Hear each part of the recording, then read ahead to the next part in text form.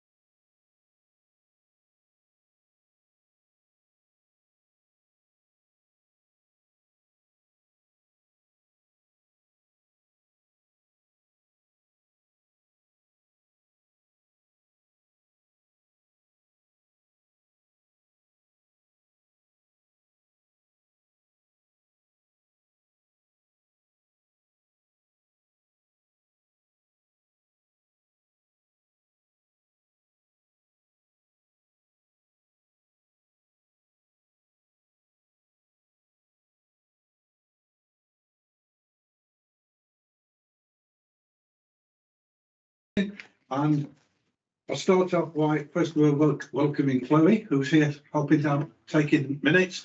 And for Chloe's benefit, can we just go around first of all around the table and then virtually just to so that you know who everybody is. Sam. Huh? And Sam. And Sam, yes. Yeah. Okay, Mike Ainsley, Chair of the Board. I'm Sam Shepherd. Councillor Roy Webb, Cabinet Member for Adults, Health and Housing. Robert Noel, Tenant Vice Chair. Louise Paget, Corporate Support Officer. Chloe Gaskell, Governance Officer. I'm Chloe. I'm Marie. We met briefly before. Michael Kirk, Finance Director and Company Secretary. Hi Chloe, hi Sam. I'm Sean Bennett, Director of Property. And looking at the screen as I see it, Jen. Jane Yeah, so, Haywood, Governance Manager. Oh, sorry. Apologies. Sorry, I thought Mike said Jen. Sorry, Jane. It's okay. Lucy. Muted. You're muted, Lucy. Sorry, I'm Lucy Kerr. I'm one of the councillors on the board. Charlene. Charlene Burton, Tenant Board Member. Shiraz. Yeah, Shiraz Khan, Councillor for Arboretum. Ian. Ian McDonald, Independent Board Member and Chair of the Audit Committee. Jane. No. Yeah, she's done that. You did me, Mike. Done that, yeah. And Sam. Afternoon, I'm Sam Dennis, Director for Communities at Derby City Council, and I think we've got Jen to introduce herself now, haven't we? Jen Billis down. Yeah. My- Well, bad yeah. So Jen pronunciation. Leighton Hannibal, Tenant Board Member. Yeah. Okay, right. Thank you, everyone. 6 o'clock. So do you want to just check this broadcasting? Yeah. Are we broadcasting, Ralph?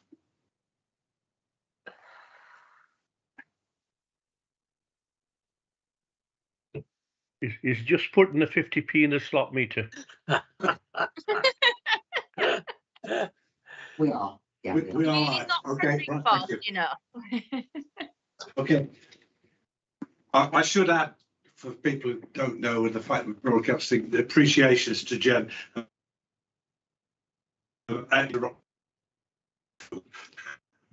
Well, I was considering adding that onto the end of my introduction, but didn't want to rub it in any more than I already had. Okay. Right, we have apologies from Rachel, which is why Sam is attending in her place, and apologies from Claire, who's on leave. Late items, there are 2 in the confidential section, which I will take as B10 and B11. Yes. Declarations of interest, anything other than the usual? No? Announcements from the chair. At the moment, I don't have any, but with fingers crossed, I may have some during the meeting. But I'll say more about that later. Any statements from the members of the board? No? Right. We do have a question from the public this time. I'll read the question. It says, I would like to ask the board why they are still fraudulently issuing energy certificates, and if not, how will they make sure this practice is not continued in the future?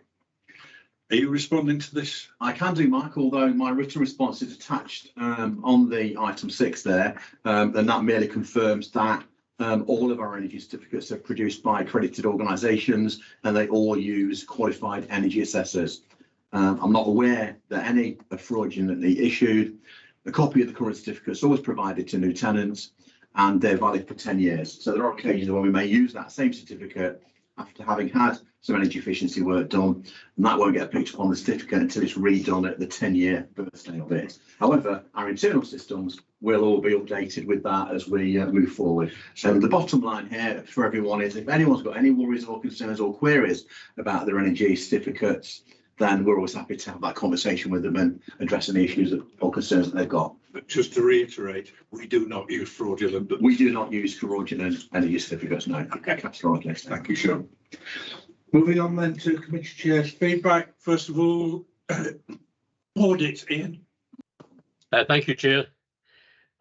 We had a meeting of the Audit Committee on the 27th of February, and we had quite a large agenda. So it was a pity that we were not quorate for the meeting. So what we decided to do after discussion was to carry on with the meeting. We need 2 board members at the meeting for it to be quorate, and I was the only board member present. So what it was agreed to do was proceed with the meeting and to ask the board to approve what had been decided by the Audit Committee, because there were a number of important things on the agenda which it would have been very unfortunate to delay for. So what I'm proposing to do, Chair, is to report briefly to you what the committee considered and agreed, and then at the end of that, ask the board if they're happy to go along with what the committee decided at that meeting. That's fine. Firstly, there was an announcement from the chair, myself, mentioning that Dennis Rees had resigned from the Audit Committee, and I thank Dennis for his contribution over the years and paid tribute to Dennis for being such a valued member of the committee. The committee considered and noted the Audit Committee Forward Plan. The committee considered and noted the committee action monitoring status.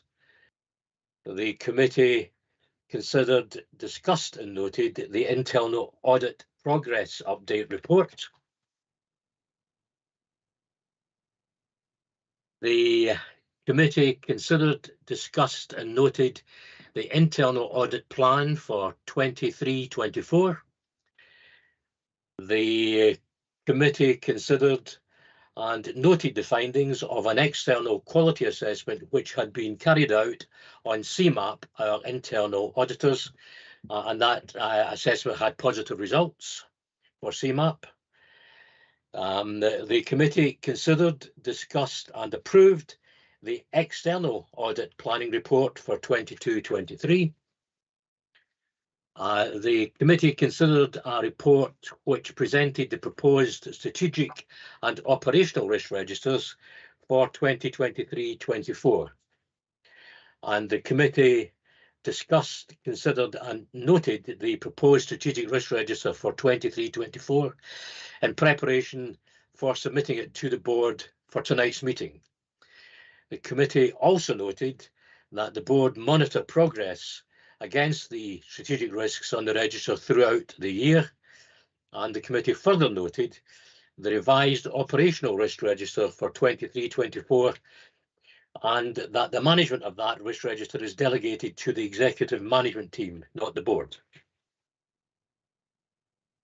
The committee considered, discussed and noted a report on bad debts that had been written off during the year 22-23.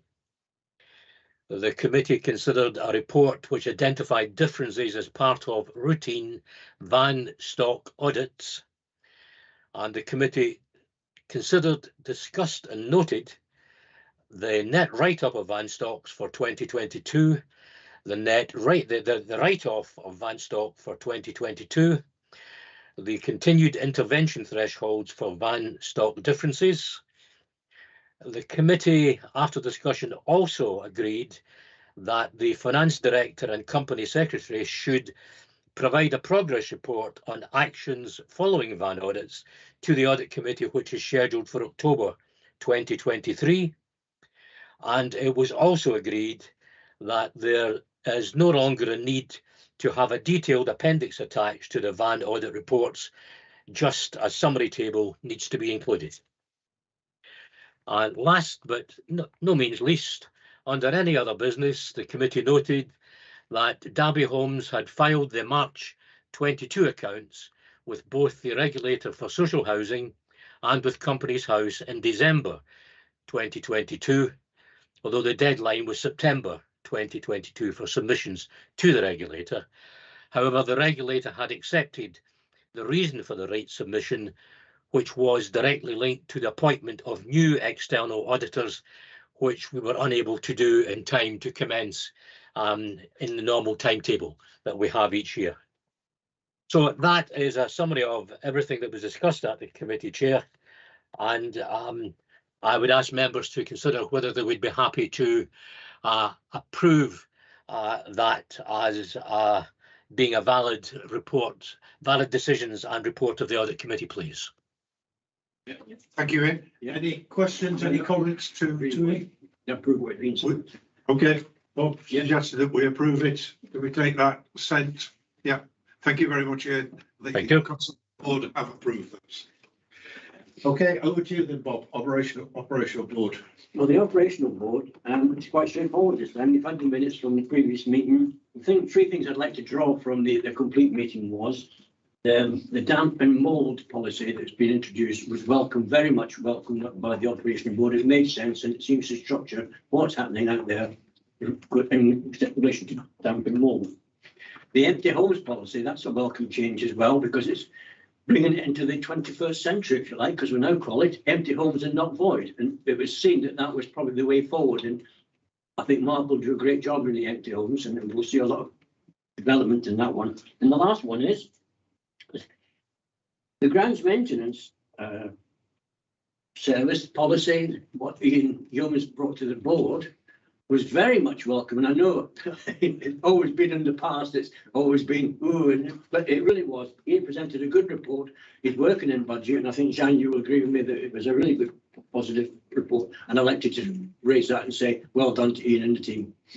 Well, can I just add, well done to Ian and the team and our colleagues in Street Pride. Yeah, so I meant to say that. I can see Sam smiling because Sam is the director that gets the brunt of all of the criticism when grass isn't cut quickly enough. And so, Sam, thank you very much for your side and the involvement from the team. Thank you. That's really pleasing. Really pleasing to hear. I know the guys do work hard in really difficult circumstances. We're all up against it, aren't we, with the financial challenges we've got, but I know the guys in grounds maintenance are committed, and it's really lovely to hear that feedback, so thank you. Sam, may I add, I've been round with the first cut already and done a great job, and thank you. Fabulous, thank you. And it's very nice to see that this has been escalated up as a positive comment. It is. I'll say no more. It really is positive. Yeah. So, any questions to Bob? Okay, thank you. Item 8, does anybody want to discuss any items from part C? No? Okay. We'll move on then to the minutes of the meeting held in 26th of January. As usual, if we just look through them page by page as per true record, page 1, 2, 3, 4, 5, 6, 7, 8, 9, 10, 11, and 12. In that case, I'll take silence as approval. I'll sign those later as a true record. We now go through for any matters arising which aren't going to be covered. Bearing in mind that after this we've got the action monitoring, so we'll look at those then. Again, page 1, page 2, 3, 4, 5, 6, 7, 8,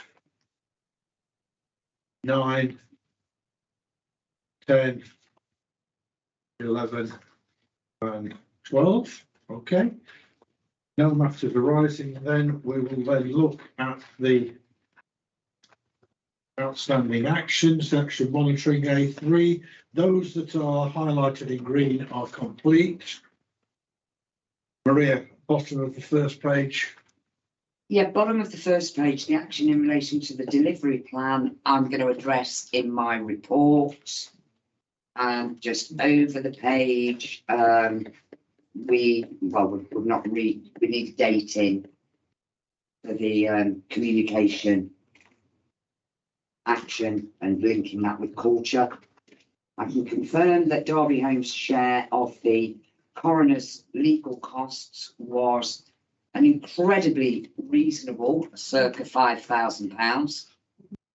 And I would also like to add that it was my personal opinion that the quality of legal support that we received was excellent. It certainly helps when you've got a good, knowledgeable barrister sat alongside you. It was very, very good.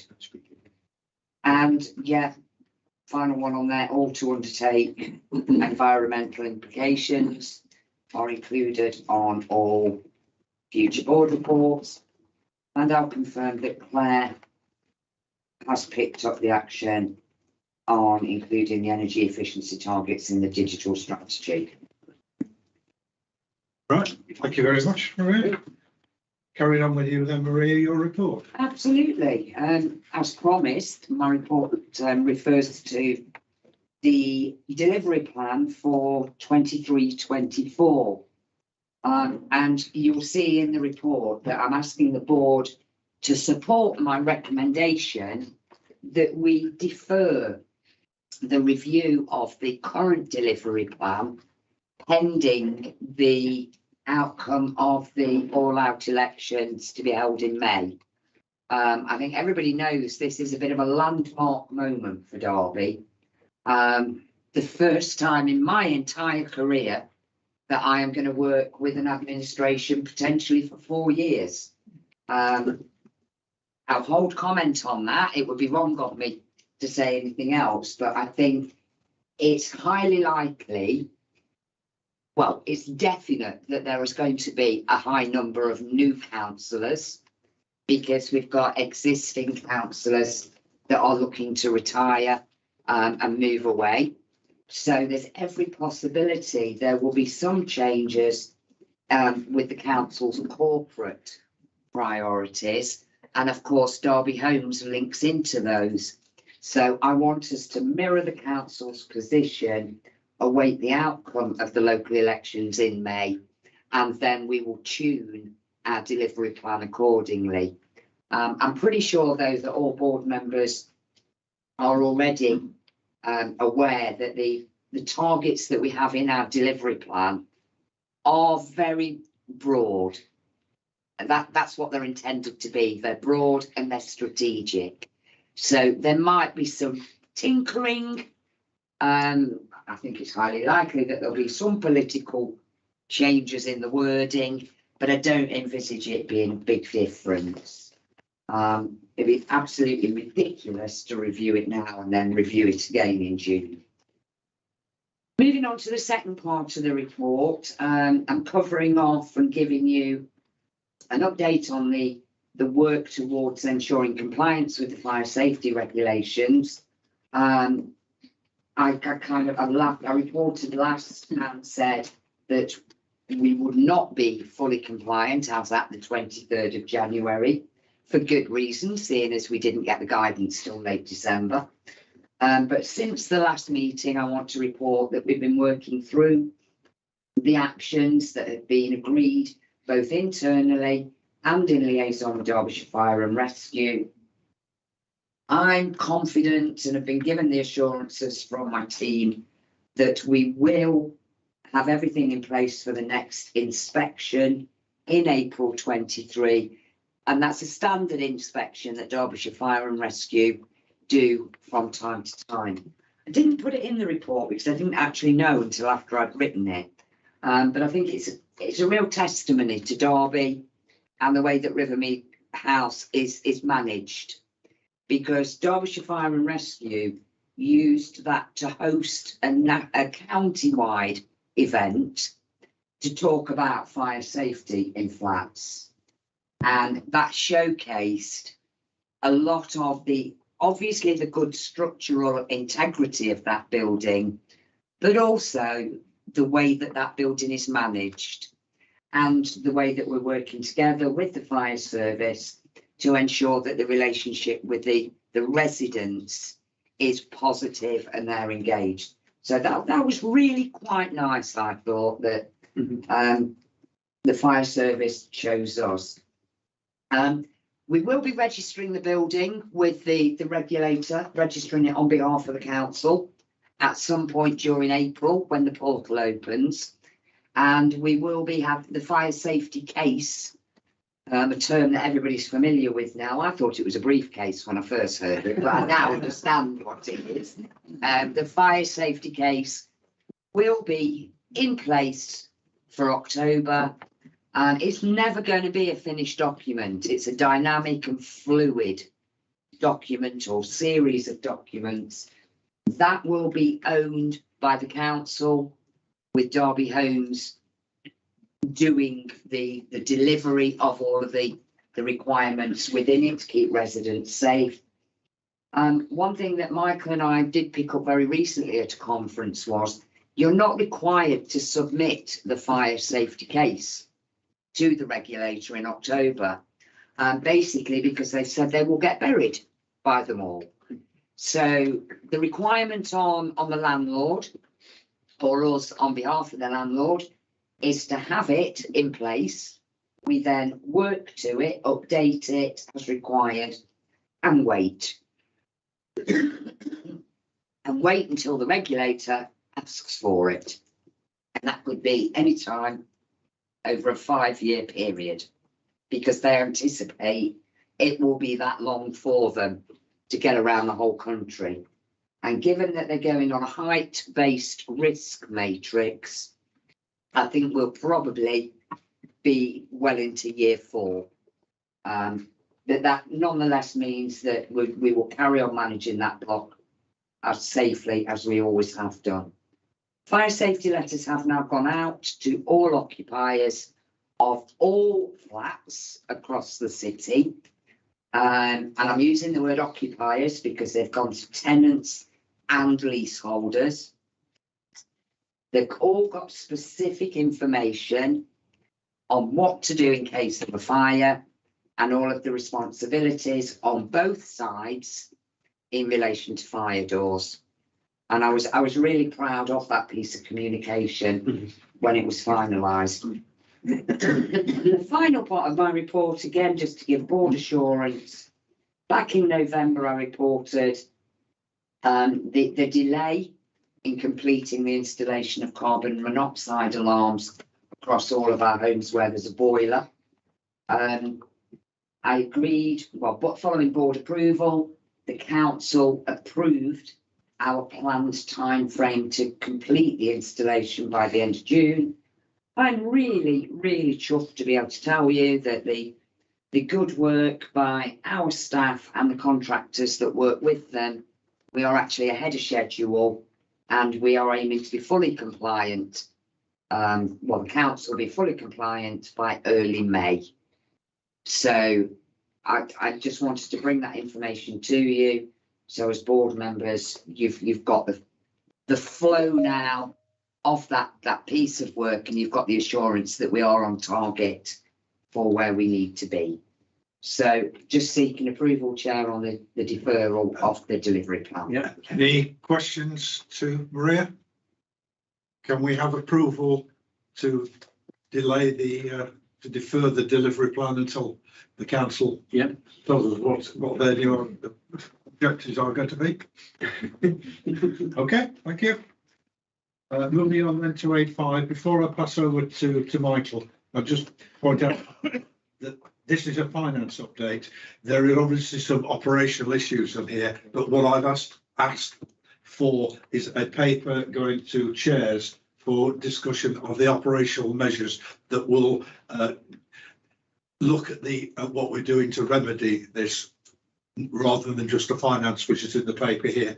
And I can again reassure the board that it was discussed at some length yesterday afternoon with the trade unions, and they are working with us on this and want to get it sorted. Yes, good, positive. So over to you, Michael. Thank you, Chair.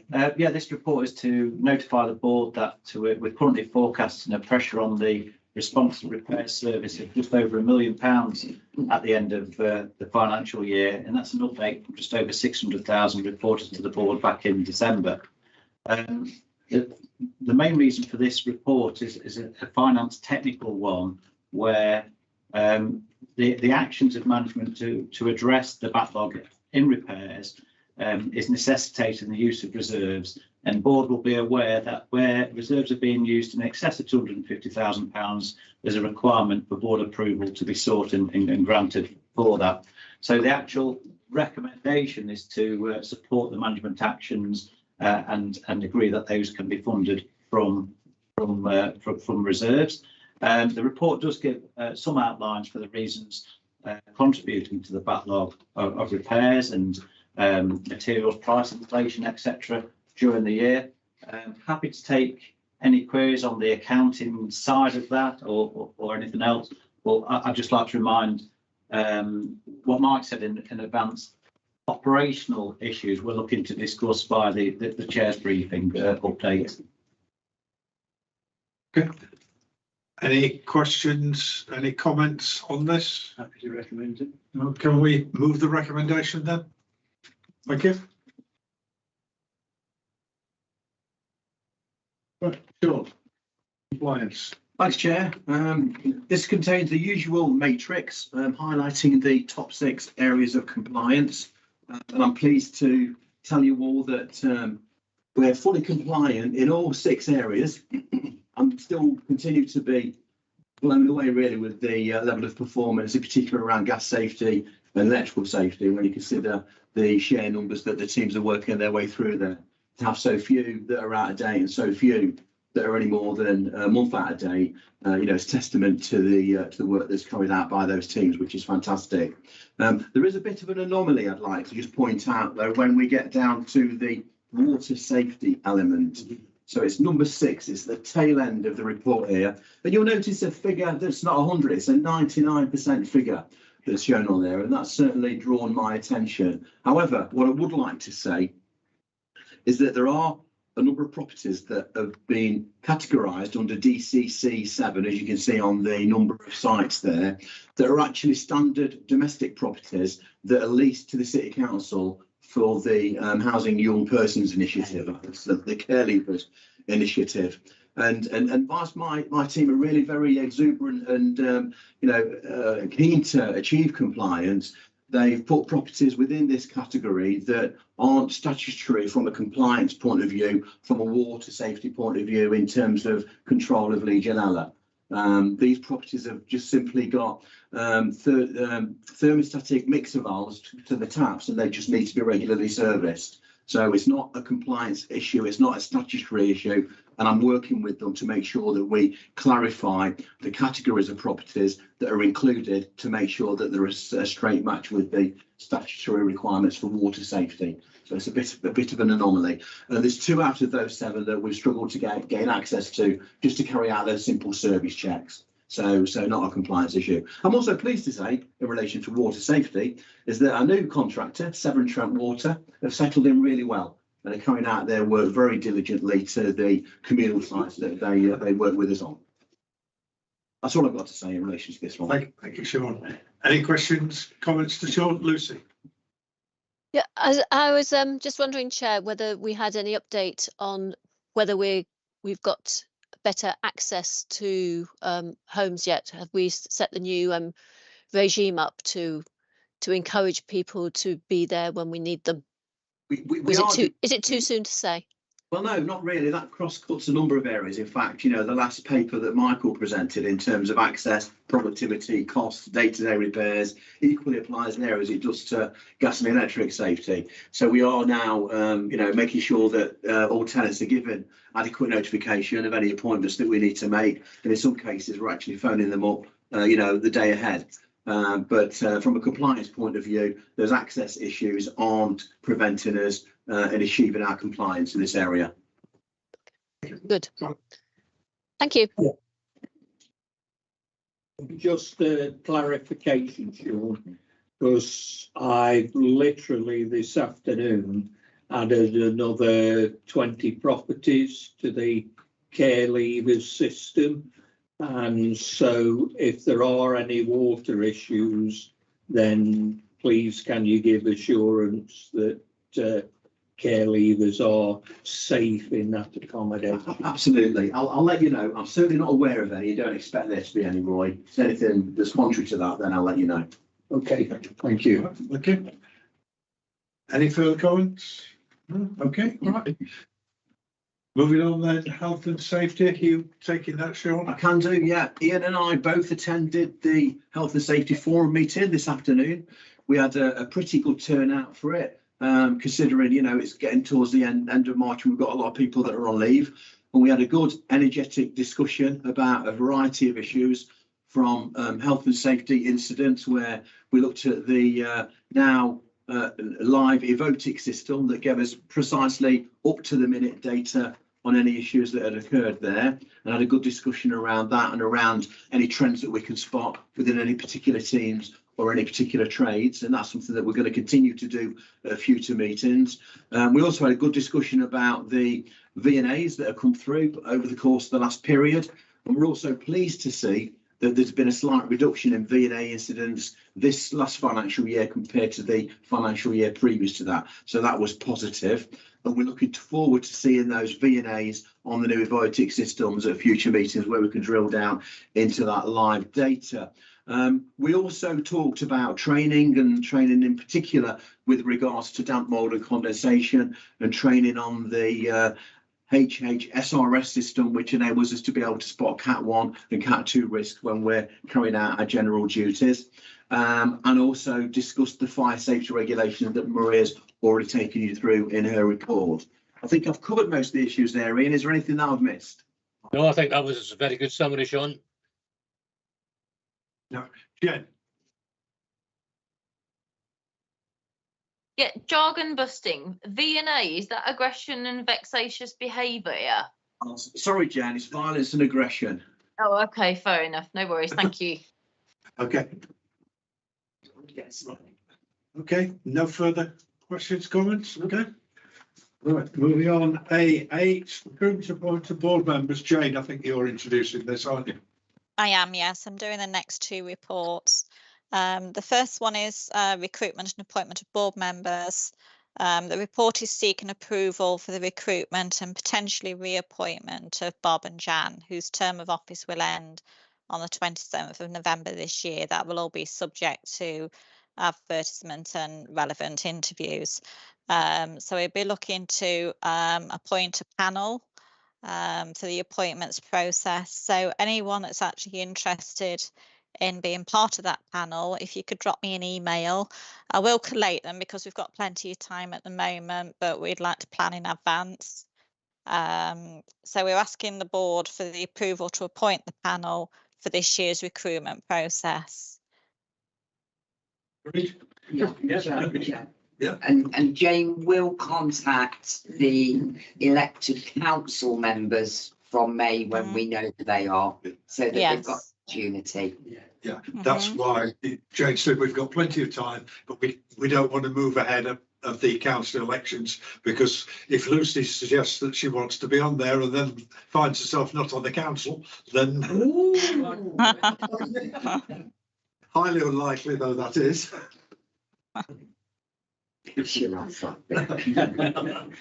Or I might not be on the board afterwards. Somebody else might take this role.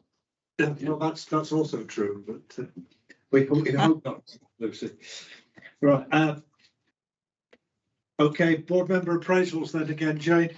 Okay, this year it's the turn of the board member appraisals. Last year it was the chairs. We did find following last year's appraisals that there was a glitch in the paperwork whereby people were actually being scored down, which was a misrepresentation because they were being scored down for the purpose of the fact that people hadn't got experience of that particular topic with that particular chair. So it wasn't actually given the correct score. We've amended the paperwork now, so there is a not applicable option that you can select. And I have attached this year's appraisal form as an appendix 1 to this report. Okay, thank you, Jane. There's one further addition which I'd like to suggest to this. Slight change to the policy, that as well as board members appraising each other, we ask the executive team collectively to also do an appraisal on board members. How do board members feel about that? Support that. Yes. Yeah. Yeah, okay, right. Thank you. All right, thank you, Jane. Okay, back to you then, Michael. Thank you, Chair. This is an update to our delivery plan as at the end of December. And I'll just do a very quick summary and then take any questions. I think what is positive, as you'll see in section 4.3, is that over 80% of the targets, the actions, are either blue or green. And we've just got 2 actions that are classed as red, and both of those are in relation to difficulties we've currently got with Capita in relation to the open housing system or particular modules within the open housing system, and we've got delays in those modules being updated. But overall, the report is really positive in terms of actions against the targets this year. There's an appendix, excuse me, an appendix which goes through each of those in details with narrative alongside them, and I'm happy to take any queries that anybody may have. Yes. All right, Jen. Hi, so just with the modules, are they, what degree of business criticality do the modules that are being delayed have? The direct debit module, the reason why we've delayed that is because the new product is not fit for purpose. So obviously we wouldn't want to introduce a replacement direct debit collection system, which would mess up people's individual direct debit products. So in terms of business criticality, it's a very critical system, but we wouldn't go live with it until we're absolutely certain that it will work. So we're continuing to use the existing one until we've got assurance that the new one will be fine. The difficulty with that is a lot of the additional modules that we need to then update are dependent on us getting the one direct debit module in place. So the longer it takes for us to get that one introduced, the knock-on effect on the other modules, which is where the intelligent energy one comes in and is being delayed. That one would be it's not a business critical module, but it would certainly be a business enhancement one, because the benefit of introducing that particular module is it will give us a specific energy action plan for each of the individual 12,500 properties to identify what energy efficiency works can be best directed to improve them. So, and that will really help us as part of our asset management planning in the future. So we're really keen to actually get that module introduced, but before we can actually get to that stage, there's another number of other modules to get through before we can get that one up and running. Okay. From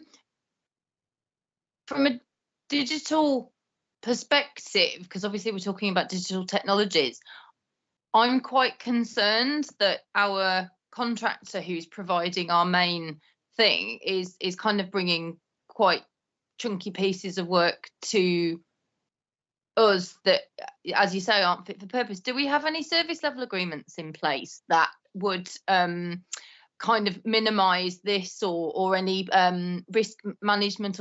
This is, you know, I've been banging on for a long time about hypothetical stuff that might happen. This is the kind of thing, obviously it's not that business critical, but if something were to be business critical and it wasn't working, do we have any kind of business mitigation or risk management plans in place for this kind of thing? Well, specifically within the contract of with Capita, there are escalation processes if things aren't in place. And to be fair to Capita on this one, they recognise that the product isn't fit for purpose. They've taken it away with their development team, and it's in the process of being amended and reissued. It's just unfortunate that the product that did come through, we weren't satisfactory after the testing, and that's what's caused the delay on that. And Capita have accepted that the issues we've identified are not just unique to our version, but are issues on their wider product itself.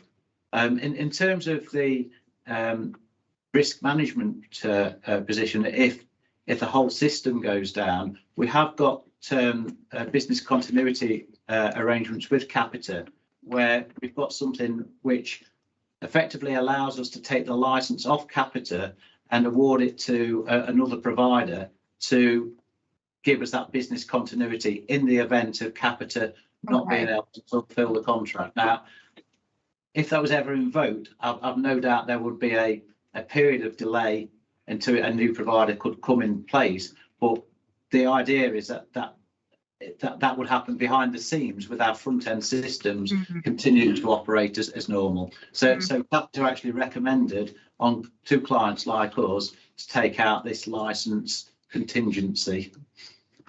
Well, just to feedback, it sounds like if we've actually identified the bug and the problems and gone back to Capita with it, it sounds like we've got some very robust testing and quality assurance processes in place on our side, which is really positive to hear. Well, I would concur with that, and I'm surprised that other providers didn't find the same issues as we did. Yeah, no, well, this is when we're kind of working in a landscape where we don't know what others are doing, this is actually a really good indicator that we are ahead of the curve compared to equivalent organisations. So that sounds like a commendment for the team who are managing this work. Okay, thank you. I'll pass it on to the rental control team who were looking at this area. Right. Thank you, Joe. Well, can I start a very simple comment? On the commentary columns, I find the information that's in there is really useful and helps me understand the rest of the report. So thanks for carrying on with that. It's not always been there, has it? Is that the commentary on the appendices? Yeah. I find that really useful when we're going through it. Yeah. Okay, thank you. We are trying to make sure that when people do put commentary in there, it's plain language, because it's going into a public environment rather than it just being used for internal management purposes. I find it really useful. Thanks, sir. Okay. Charlene. Hi, yes, thank you. I'll follow on from Bob and saying I think the commentary section is really important. It really provides an update in terms of where we're at. Something I did want to ask is that looking at the appendices and DP 58 regarding compliments, customer satisfaction and complaints, it looks as though senior managers had a meeting in December, yet nothing will be implemented until 10 months later, Q4 of this year. So I was just wondering, what's the reasoning for it taking so long to have a review and put a workshop together to have strategic direction? No, Q4 is January to the end of March. Thank you. I have just come back from work, Maria. Thank you so much. I'm still. Maria passed the test. Back in the room. Hey, Charlie, who's read the papers? Yes. Thank you very much. Any further questions to Michael? Okay, we can prove that. Still with you, Michael, you're taking over again the pay gap, A11. Yes, I'll cover this one on behalf of Taryn. Derby Homes is required to publish each year details on its gender pay gap. There's a prescribed format that we need to do it in, and that's replicated in the table in 4.2. And encouragingly, the trend does show an improvement in this in terms of the mean pay gap and the median pay gap between male and female pay is continuing to move towards an equal pay, if that's the right terms. And it's obviously because we've got quite a few females in the senior side of the organisation. That's the reason why the mean average pay difference is lower than the median average pay. Apologies. Mean and medians takes us back to our school days. Yes, never get it right. But that's how we have to report it through there. If people are wondering why there's such a disparity between the two figures, and as we know, within Derby Homes, generally we have males on our predominantly trade posts, which are higher paid than the housing management posts, which are generally female. Now that is an overgeneralisation. Generalisation, yeah. But that is the main reason why the male pay average is greater than the female pay average. Happy to take any queries on this report, and Jane, you can confirm that we've filed this the gender pay details. Yes. To ago, Yes, we didn't have. It was filed within the time specified, so tick all the boxes on that side. Thank you. Good. Any comments, Sharon, from qualities? Laura?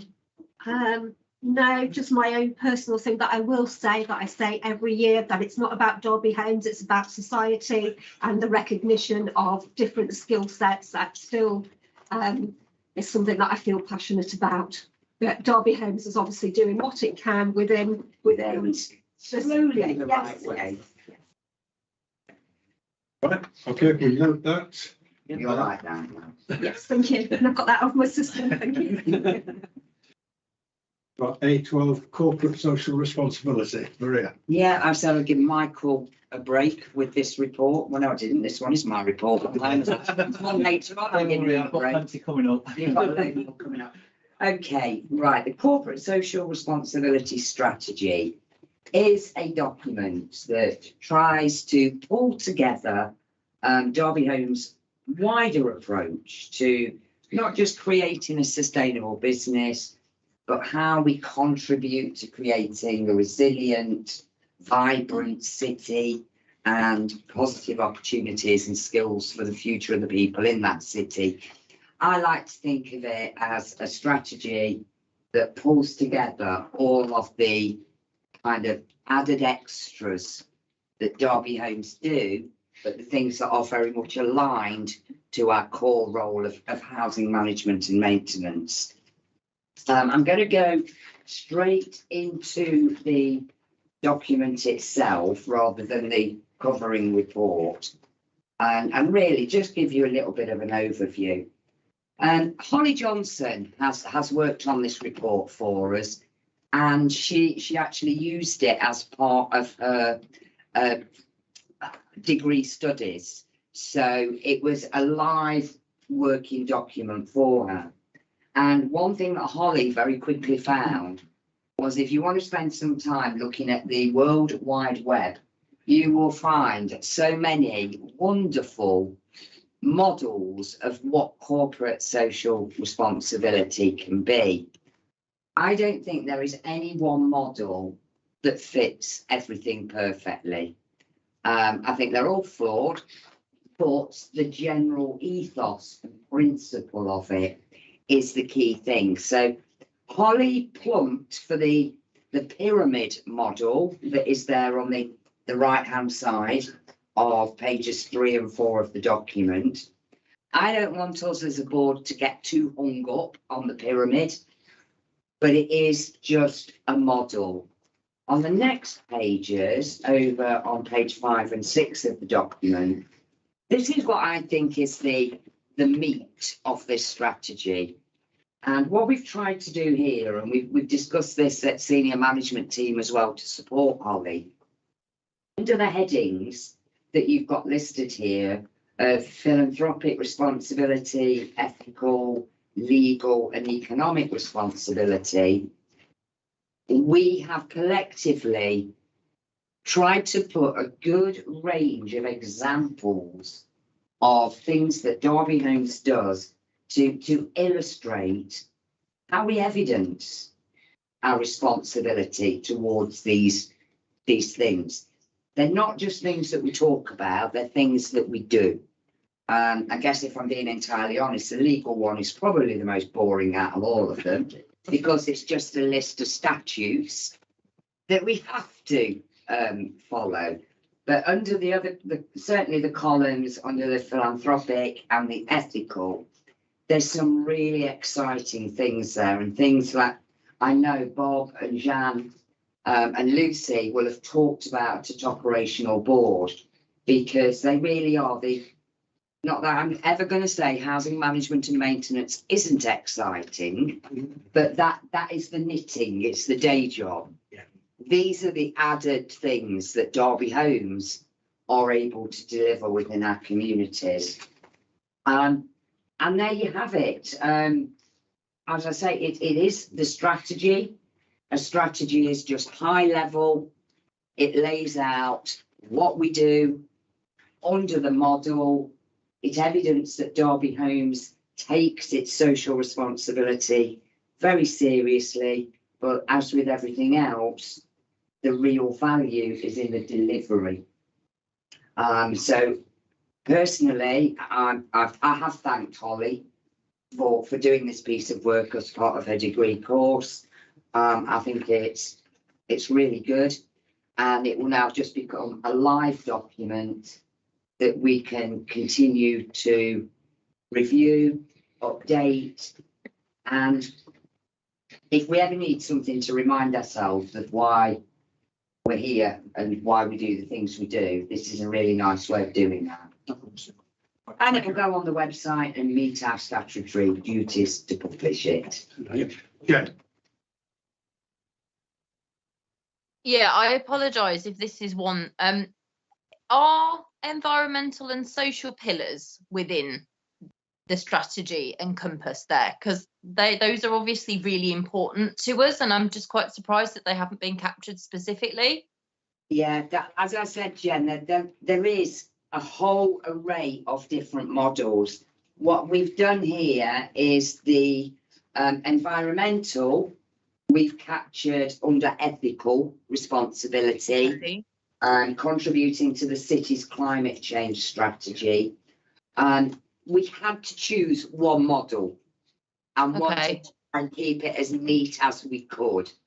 But we've tried to embody everything within these headings. Okay.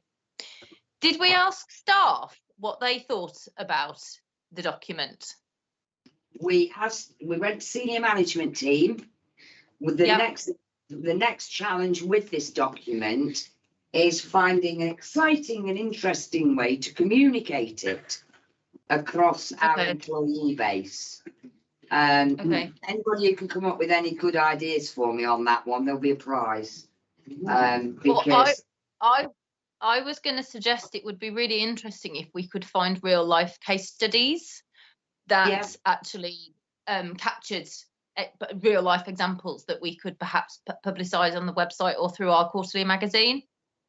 Well, I think we can certainly do that. And to be honest, we already do that.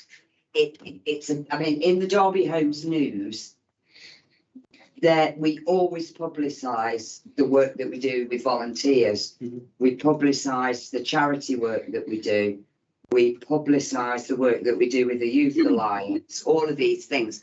I think what it is, it's about subconsciously linking this back with the jargonistic title of corporate social responsibility.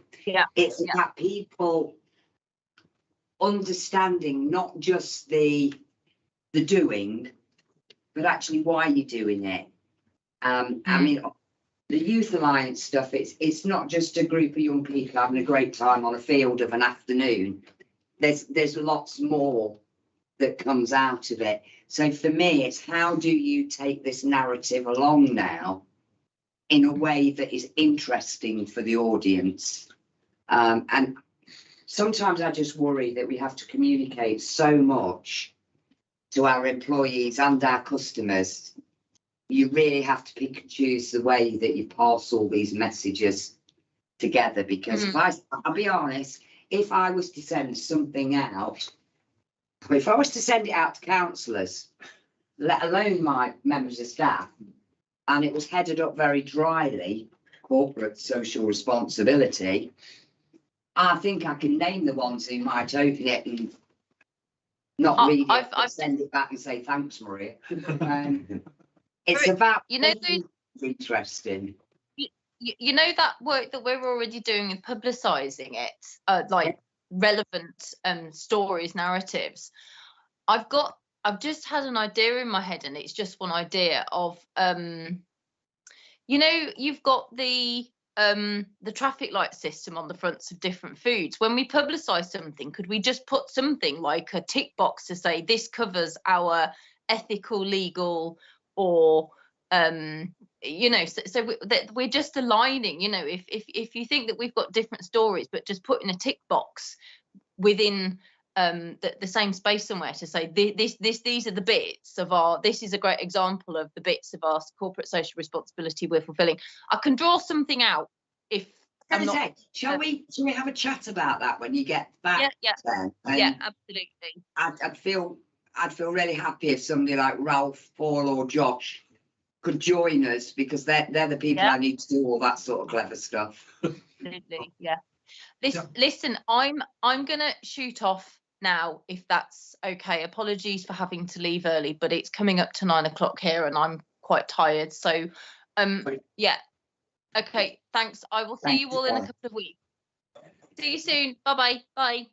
Bye, Jen, and thank you for taking time out of your holiday to come and join us. I'm not jealous, I'm just. Okay, can we approve? With Jen's comments, Yeah. we'll take those further. Yeah. Okay, final item in section A then is forward plan of agenda items. I believe there's one slight amendment at the moment. Yes, unfortunately, we've duplicated the annual accounts one, which is correctly down for July. So I think we do it twice. But I think it's also down for again in September. So I'll make sure that if we have duplicated it twice, we'll delete the one in September. Because we are aiming for July this year. I've just got a comment to ask. I don't know, I couldn't remember us discussing it previously as to why there was not going to be a housing services report. There will, but what we agreed was that Claire would only bring a housing services report when she got something new to bring. So I think that what we should do potentially, Jane, is put it in on each one. Okay, yes. It may change. Yeah. Okay. I mean, certainly at the next meeting there will be one, because I've forgotten what it's called. The funding bid for the next round of homelessness funding will have gone in. Yeah. Whatever they call it, SHAP, is it now? Yeah, SHAP. Something like that. That will have gone in. It should have gone in by now. With those two slight amendments? Two slight amendments, we note and approve that. Yep. That brings us to the end of the open section. Can we please turn off the live